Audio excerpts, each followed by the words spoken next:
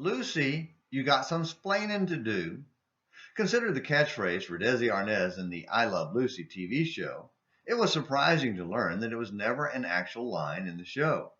As the straight man for the wacky Lucy, Desi would frequently say to her, "Okay, splain," and "All right, start splaining," after something went out of control. But he never actually uttered the famous line known by many who never watched the show. Nicole Kidman is currently set to play Lucy in a biopic that's supposedly in the works.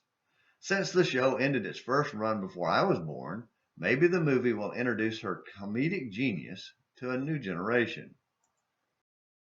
Believers of every generation, especially those who preach and teach, even here on Facebook, got some splaining to do when it comes to the nature of God.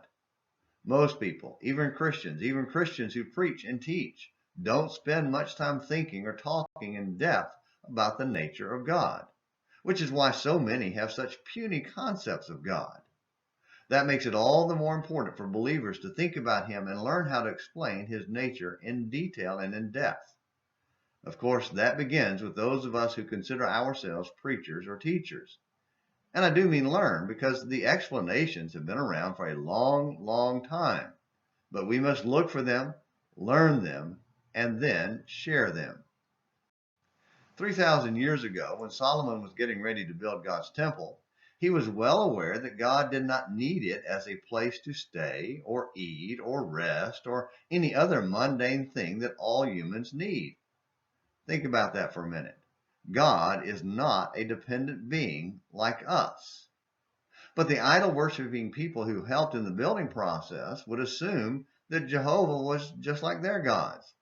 So Solomon took the opportunity to splain to Hiram, king of Tyre, who supplied the timber, that God is greater than any other so-called God and cannot be contained by the universe, much less the puny little temple he was building in Jerusalem.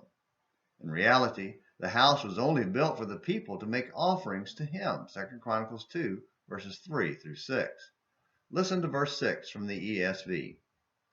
But who is able to build him a house, since heaven, even highest heaven, cannot contain him? Who am I to build a house for him, except as a place to make offerings before him? People today have such a puny idea of God that we got some splaining to do.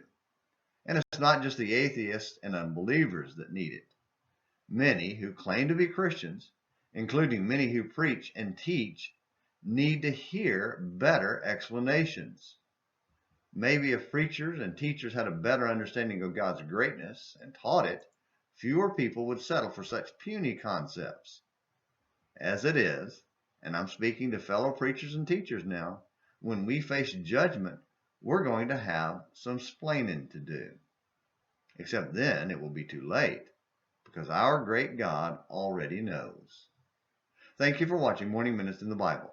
Until next time, this is James McClenny hoping you have a great day.